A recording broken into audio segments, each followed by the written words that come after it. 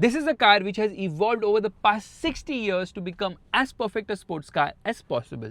Whether it's driving at speeds of 300 km per hour on the German Autobahn or dune bashing in the Dubai desert, the Porsche 911 can do it all.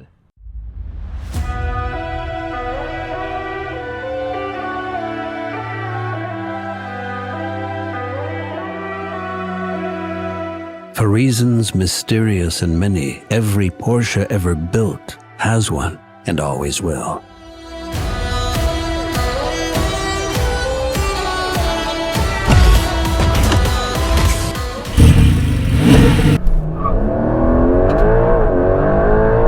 That's 0 to 100 km per hour in 2.9 seconds. Bonkers!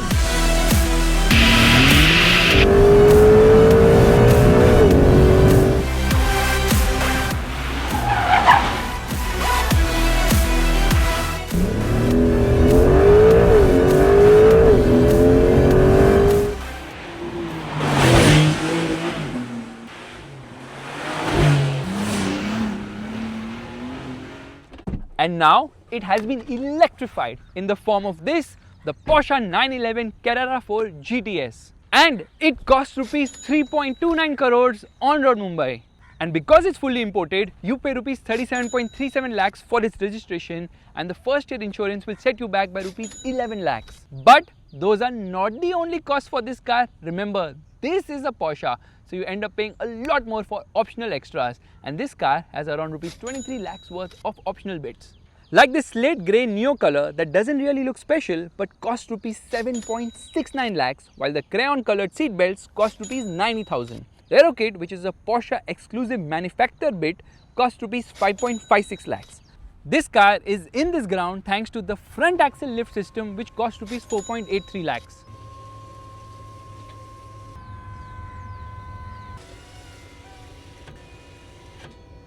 The Porsche logo LED courtesy lights cost rupees 29,000. The sports seats, which have 14-way electric adjustment and memory for 3, cost rupees 2.99 lakhs. It has extendable under-thigh support, and the driver can also adjust the co-passenger seat from his controls.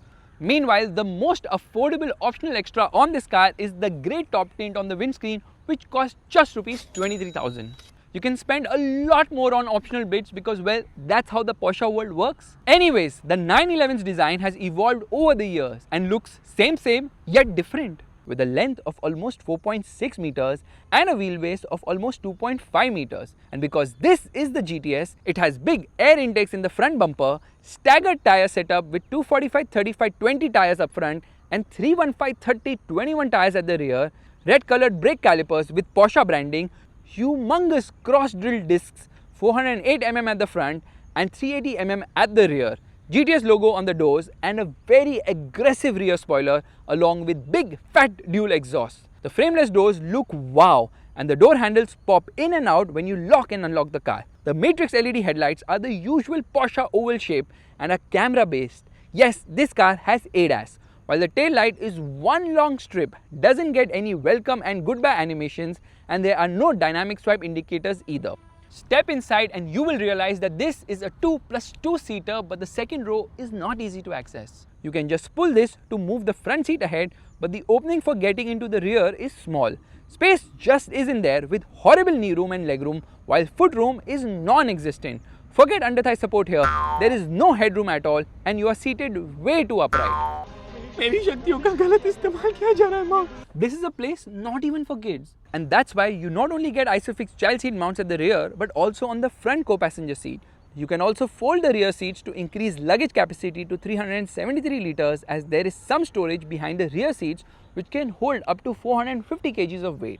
And you do have the option of using the Porsche transport system that can take up to 75 kgs of weight. Other storage areas include a net on the left side of the center console and a small cubby hole next to the co-passenger door, along with slim door pockets which light up in the dark, and a bottle holder right behind it that surprisingly manages to hold a 1-liter bottle. There's also a cup holder below the leftmost AC vent and storage space below the front center armrest that also houses the only USB charging sockets of this car. 2 of them, both USB-Cs. A 15-watt wireless charging pad is also placed here, which alerts you on the screen when it activates. The glove box is lockable, decent sized, beautifully lined and has a pen holder too. There's another cup holder which is right below this Porsche branded ashtray. In fact, you can pull out the cup holder too. Yup, there is no space for a mobile phone.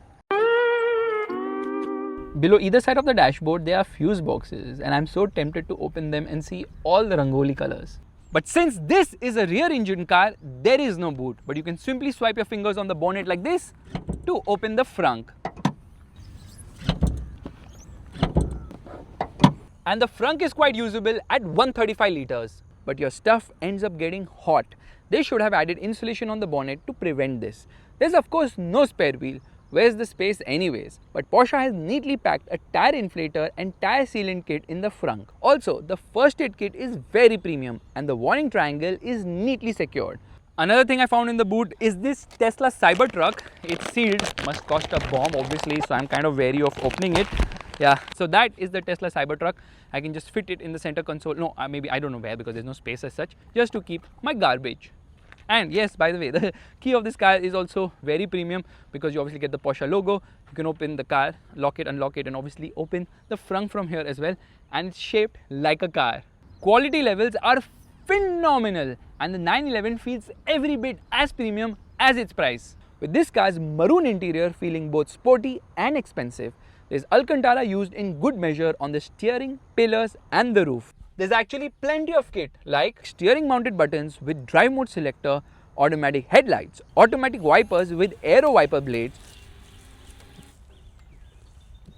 dual zone climate control air conditioning, front and rear parking sensors, rear parking camera whose resolution is quite average, an analog clock which converts into a stopwatch and lap timer with a touch of a button, powered steering adjustment, heated seats, heated steering, electric parking brake, 64 color ambient lighting, puddle lamps on both the mirrors and doors, rear fog lamps, Porsche branded fuel filler cap, inbuilt navigation, tire pressure monitor, solid sun visors with mirror and light, Apple CarPlay and Android Auto connectivity, 12 speaker 570 watt Bose sound system which actually sounds really nice,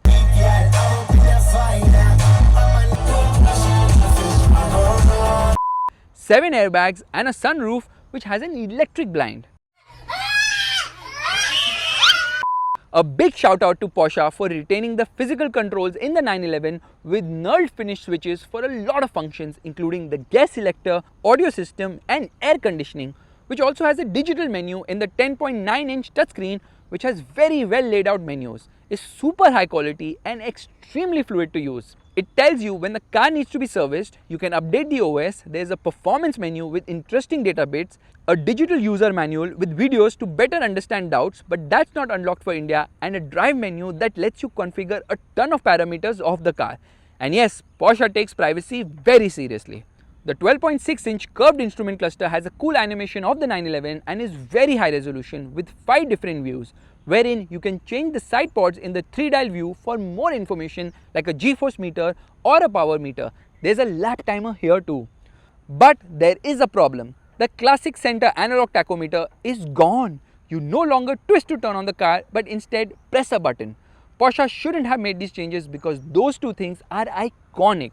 Also, I expect more equipment at this price point, like a head-up display, ventilated seats and 360-degree parking camera.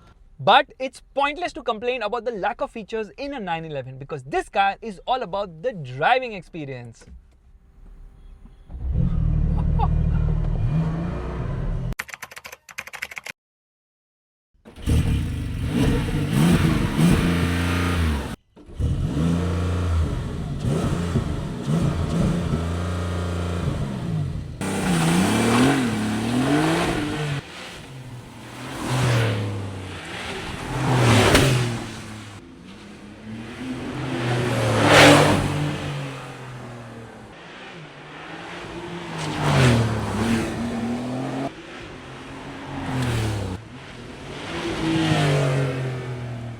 Okay, let's turn on the car.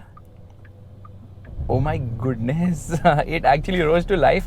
Let's turn off the air conditioning immediately. In fact, on cold start, it shows something known as warming up phase, wherein the engine is massively loud and kind of unrefined as well.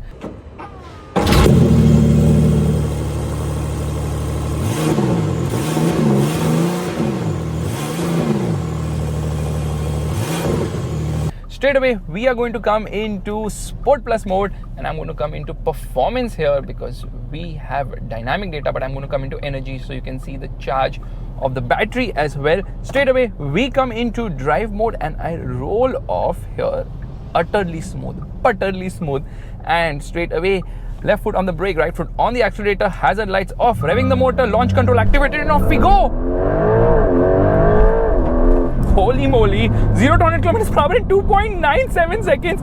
That's absolutely crazy. That's faster than Porsche's claim. How is that even possible? Well, you are driving, or rather I'm driving a 911 right now, and I'm giving you the feel of driving a 911. But the GTS is absolutely bonkers because the kind of physics involved here is mind-blowing. So it will take me some time to explain. I'll try my level best to try and explain how this whole system works. So this is actually a T-Hybrid, which is basically a turbo hybrid. What does it do?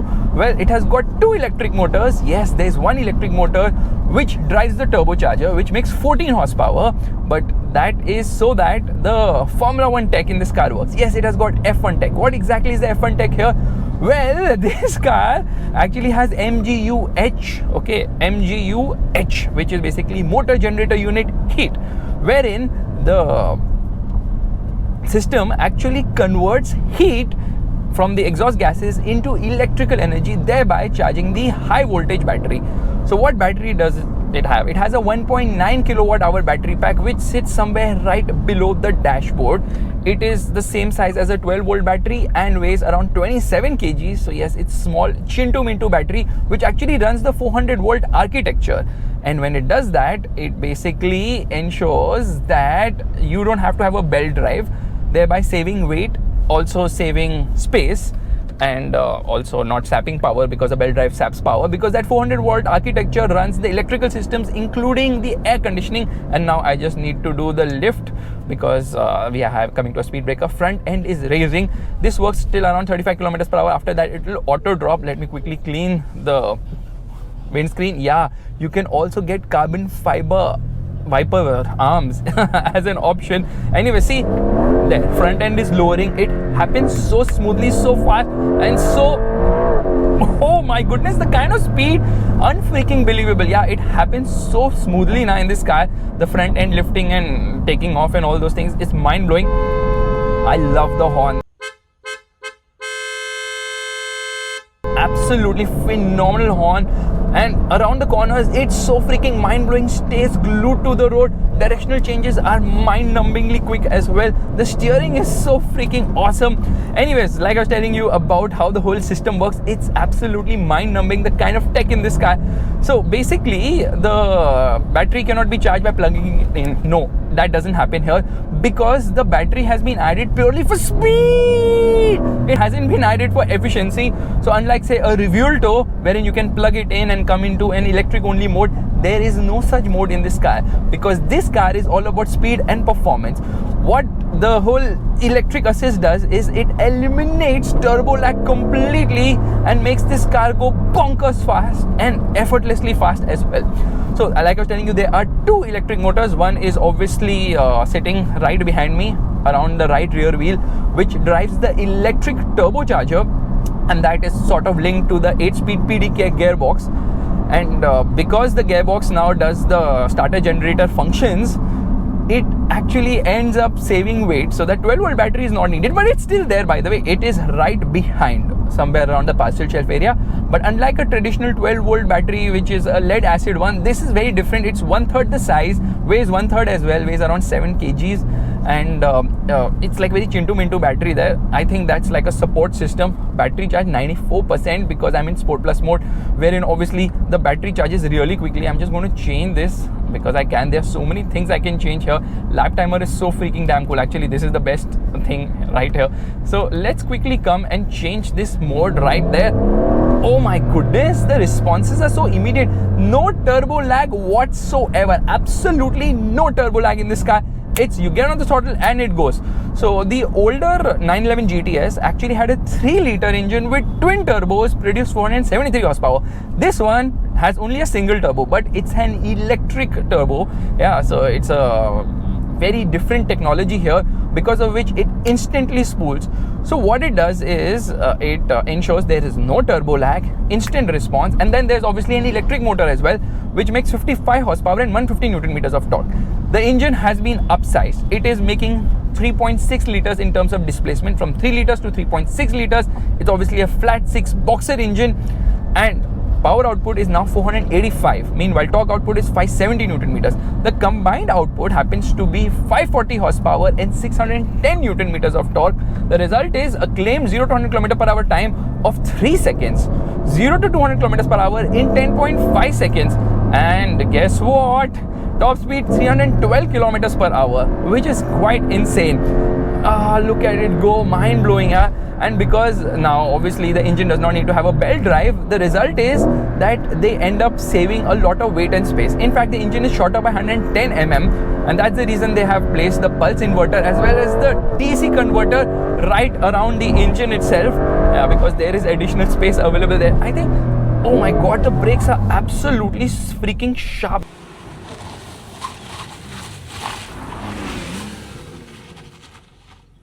Left foot on the brake, right foot on the accelerator, and launch control. Freak, 0 to 100 in 2.97 seconds. Porsche, what are you doing? How can you be so freaking damn consistent? That is Porsche for you. Engineering excellence. I can't believe it. It did the same exact time. That's how freaking awesome it is. So power is channeled to the rear wheels, but this is the Carrera 4, which means it's 4-wheel drive. However, you can get it with rear wheel drive as well, or whether you opt for rear wheel drive or 4-wheel drive, it has the exact same freaking ditto 0 to 100 km per hour acceleration time. I don't understand how that works, because obviously 4-wheel drive will be slightly heavier as well, but no, not in this case. It just works. In fact, the weight increase for the hybrid is just 50 kgs. How is that possible? Well, Porsche has removed the rear seats in this car, which saves around 10 kgs, so they say that the weight hasn't increased that dramatically much. But you can get the rear seats. It's an optional extra, which is a no charge optional extra. Wow, mind blowing. Why would they do that? Just so that they can say that the weight increase isn't much with the hybrid system. But honestly, the gearbox is so freaking fast with shifts. It's everything in this car is absolutely bonkers. Who needs a turbo? Because this car is so damn freaking fast. Oh, traction control light blinking. I am not kidding. I turned off the stability control. I didn't turn it off. I went into, so like I keep this button pressed. PSM Sport. I did that. I went around the corner. I got into the gas, car went sideways completely. So let's just turn this on at the moment. There are 4 drive modes, okay? There is the wet drive mode, which is actually going to cut power. In fact, the shutters at the front, the grille shutters, they can shut at speed to improve the aero efficiency, and during rains it shuts. Why? So that the water doesn't get into the brakes and excessively cools them. And talking about braking performance, you saw me step on the brakes there. Oh my god, braking performance is absolutely phenomenal. Carbon ceramic discs as standard on the GTS. However, there's a small problem, because this has obviously regen. The regen and the friction brakes, now there's a slight confusion of sorts when you are applying really hard brakes, and that kind of is only felt when you're doing panic braking and like super fast braking. Now there's obviously the normal drive mode, and there's sport, and there's sport plus as well, and there's this red button. When you press, oh look at this, the engine is absolutely mental. As soon as I got into that mode, now I could hear the engine go bonkers. And now this is the new meter. Red line comes in at 7,500 RPM, which is okay, not crazy by Porsche standards. But you know what's the ideal sound of this car? It is 98 decibels, which is actually loud enough. In fact, this car's red line in neutral is 3,325 RPM, somewhere around that. So yes, it has got a soft limiter, which is kind of unfortunate. But then I think because of regulations and all, that has to be added. The gearbox, it's an 8-speed dual clutch automatic gearbox, super fast with shifts. You blink and it shifts. It's that damn freaking fast. And you obviously can manually control the gearbox as well. Oh my god, this car is not a car, it's magic. It's pure magic how everything just comes together to make it super damn fast. There's a 63-liter fuel tank here. Fuel efficiency should be around 5 to 7 kilometers per liter. Hybrid has made the 911 bonkers fast. No turbo lag, absolutely quick throttle response. Now it has a single turbo electric turbocharger. However, the turbo has two of them. Yeah, the new turbo has come. The Turbo S is actually the fastest Porsche ever, going from 0 to 100 kilometers per hour in just 2.6 seconds and has 700 horsepower, which is mind-blowingly crazy. Yeah, 700 horsepower, super fast, super quick. But the main change is that this engine is the same 3.6 liter flat 6 boxer engine, but with two electric turbochargers pumping massive horsepower. In fact,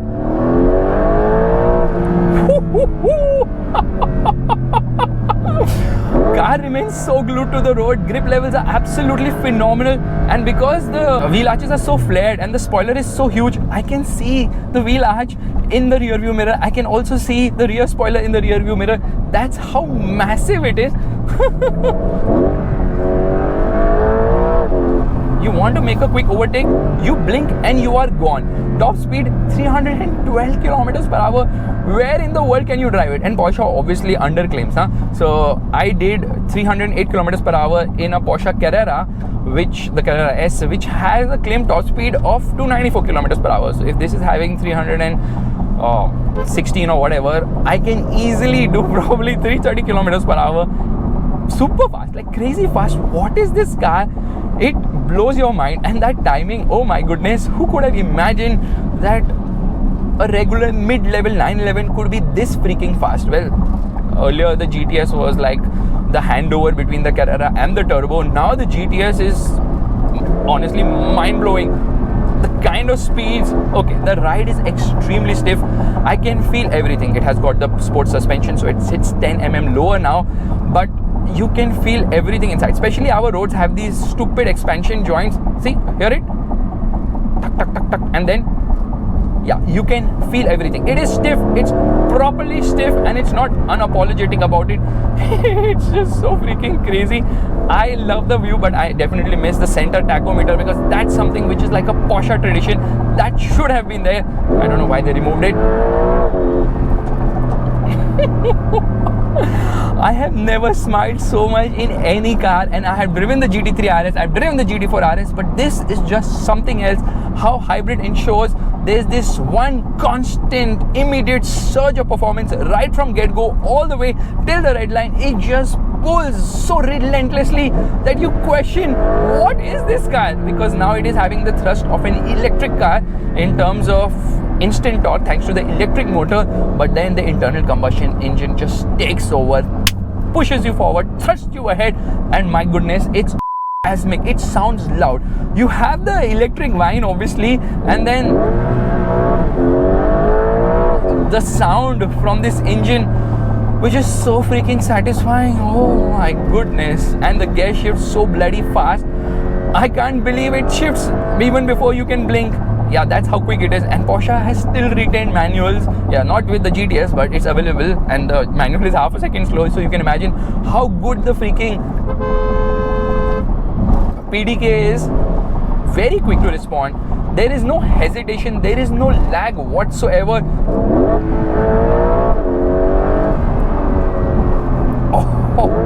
Somehow I think the ride is actually better as you speed up. At lower speeds, I'm so scared because I'm like, oh, low profile tires, I have to really like manage things. But no, at higher speeds, it just stays glued to the road. Ride isn't bad at all. And this steering is so damn freaking quick. Have they made the perfect steering? Obviously, it's Porsche. And now this has something known as the Power Steering Plus. I think that's optional, wherein the steering ratio changes faster than you turn. So what happens is the more you turn, the faster the lock increases, thereby reducing the steering effort. Now this is not a track car, by the way. This is your day-to-day Porsche 911, and my goodness, what a machine! There's obviously recuperation from the electric gas turbocharger, and that's the reason this car does not need a wastegate, because the wasted energy is actually supplied to the lithium-ion battery. Also freaking smart. And obviously there's regen braking as well, which also charges the lithium-ion battery, obviously. Now let's come into drive here. Let's change this mode. I think this one is by far the best, but we'll just put the 5-dial one because we can. I love the fact there are physical buttons here, so I can make quick changes like to the exhaust, to the lifting, to the suspension, traction control, and all those things. Left foot on the brake, right foot on the accelerator. Launch control, 0 to 100 in 2.97 seconds. What is this car? Heating, excessively fast driving, over revving, nothing affects it. It gives you the exact same time every time. How can a car be this freaking perfect? It's unbelievable. They have used electric to eliminate turbo lag completely, and it accelerates like an NA engine. Obviously, it doesn't sound like an NA engine, but it accelerates like an NA engine. There's torque vectoring, which is just amazingly done. They call it PTV, Porsche torque vectoring, and it obviously has got rear wheel steer as well, because of which it's super quick and super fast. Like, you can make quick turns like this, and maneuverability is fantastic. Obviously, it's a very compact car as such, so you never ever complain about maneuverability as such. Now I was telling you about this red button. What exactly does it do? Well, when you press this button, it gives you 20 seconds of boost. Yeah, sports response, which gives you the full power no matter which drive mode you are in. Okay, I'm just going to cut it to conserve the energy. I can't believe this car is accelerating the same freaking time and again. Now, this car weighs under 1600 kgs. You can't feel the weight at all, and this car is able to do much more, like higher speeds much more easily, like effortlessly. And because the gearbox has to obviously like take care of the starter, generator and all those other aspects, because of the electric gas turbocharger being attached to it, they have actually gone ahead and strengthened this gearbox as well. I don't know how or why, but okay, does it have manual control on the gearbox? Let's try that. There is the manual mode option. Press this M button. Now we are in manual. Whoopsie doo. Oh, bad bump. First gear. It will not upshift unless and until I decide to do so, giving me complete manual control of things, which is amazing, obviously. And there you can see the 992.2 generation of the 911, the hybrid system, how it is working at the moment. Oh, mind-blowing. I just turned on the G-force meter. Oh god. Manual mode is pointless because obviously I can't shift as fast as the car can shift itself. And let me just turn on the air conditioning for a bit. Express air cleaning, recirculation active. So that's the reason why they've gone all digital. Earlier there was this analog tacho in the center and 7-inch screens on either side, but I definitely miss those. And we are going to launch the car again. I will be honestly baffled if it does the same 0 to 100 km/h time. It's not possible only because the road is a little different, car is heated up and all those things. Anyways, left foot on the brake, right foot on the accelerator, sports response, launch control. No way, no way, no freaking way. 0 to 100 km/h in 3 seconds. Yes, I finally broke the Porsche perfection. Actually, thing is, I turned on the sport response, which shouldn't have been done, and then there was an incline there.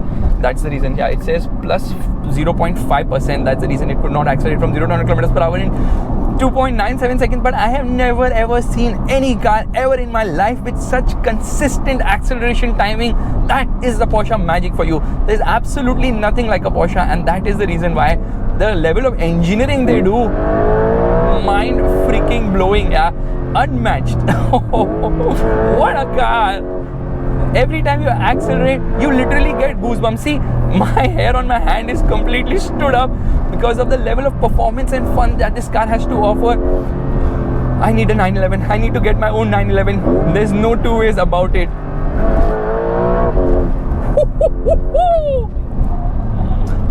Thankfully, we have very strong stopping power because I've hit a traffic jam, which means it's time to conclude this video. And I forgot to show you the soft limiter, so we're just going to come to a halt here. I come into park, and that's a soft limiter. That's so disappointing.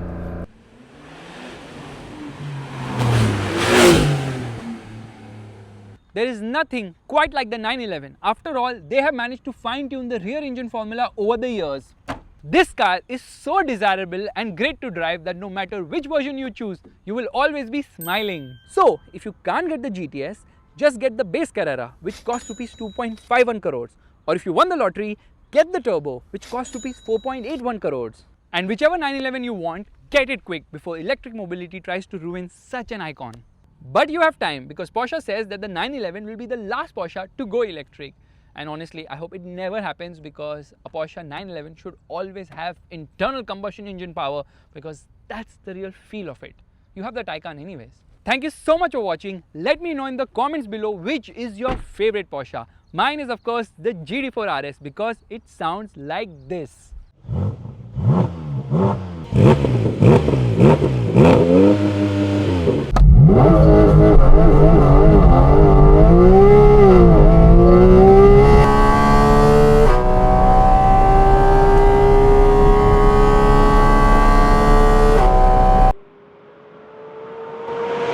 Bye.